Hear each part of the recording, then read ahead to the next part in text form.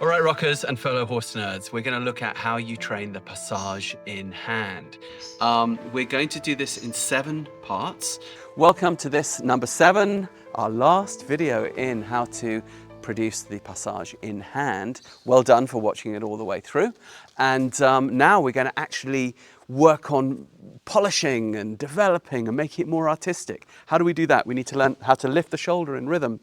We need to lift those cannon bones. We need to lift those hocks. We need to lift that croup, all in the rhythmic sequence because we've got everything else down now. So this is the polishing phase. This is the fun phase, which also prepares the horse for the rider.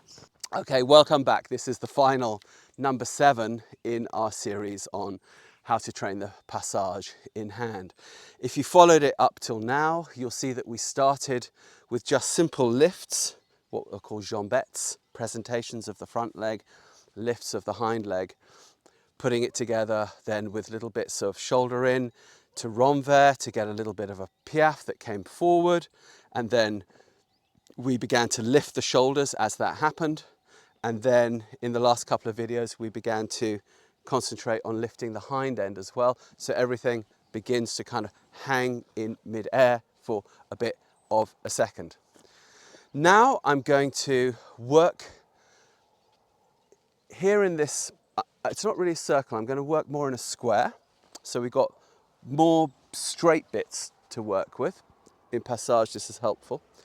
And I'm going to be changing my position depending on what I'd like to polish.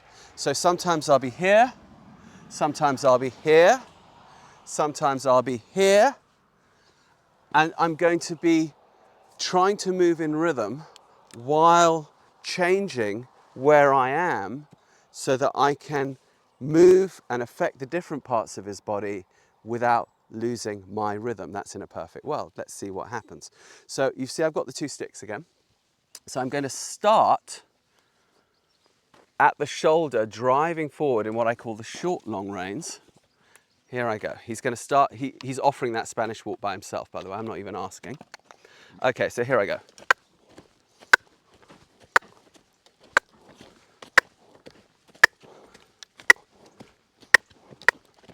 Whee!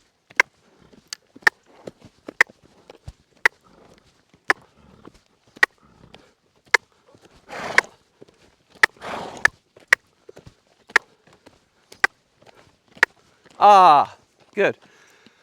Thank you.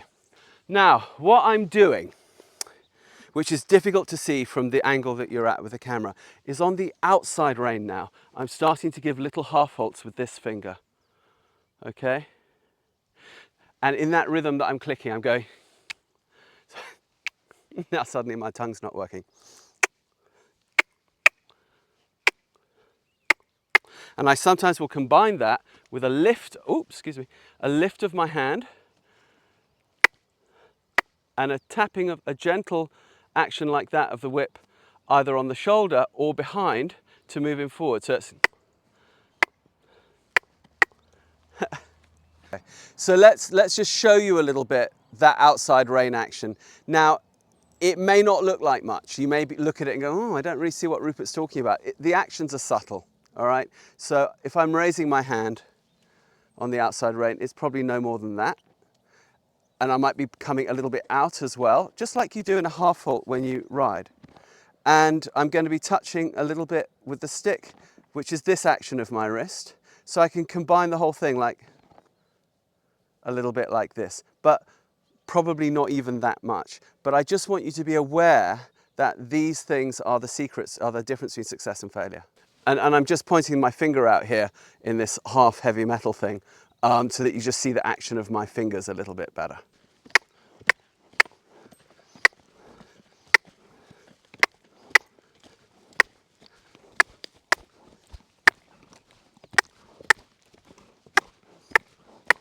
Okay.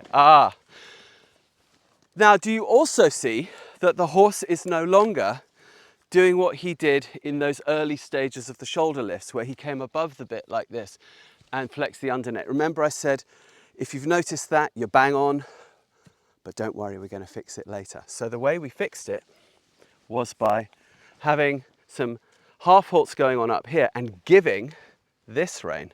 And look, he comes into position that way. Give and take and give and take. So give the inside rein, little half-halt on the outside rein, give the inside rein, little half-halt on the outside rein, and the horse begins to come into position and to sort of eventually hold themselves there all by themselves. All right, now I talked about moving my own position around. That was me doing my short, long rein driving. Now I'm just gonna play around and see what happens. Now it gets fun.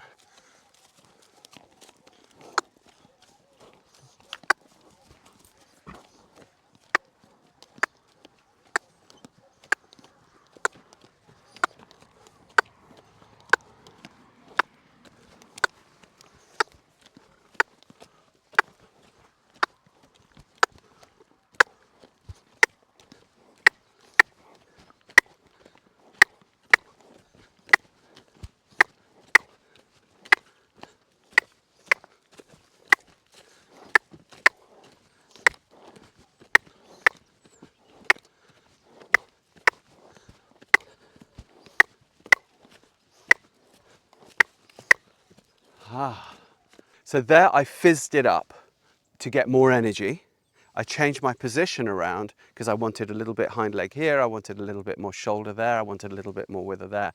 And although the passage wasn't completely rhythmic, it was functional, and I could now affect all parts of the horse. So now I'm going to put all of that together, go back to my short long rein way of working from here, and get my final really nice steps of passage. And now I'll be asking for more steps.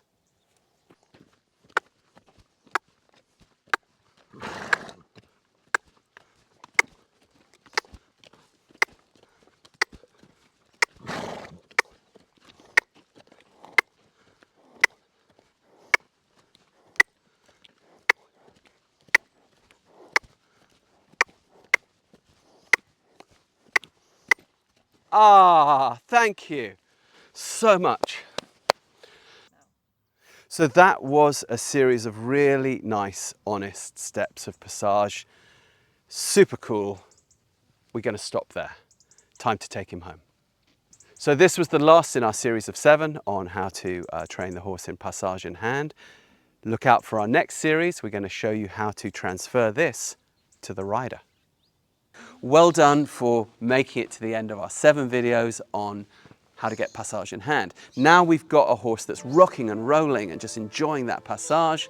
So we're going to be making another video set soon, which is how you now add the rider and transfer all these aids from the ground to the person on top, what we like to call sky monkey, what other people call dressage riders. All right, so stand by for that one and enjoy your horse nerding. See you soon, fellow rockers.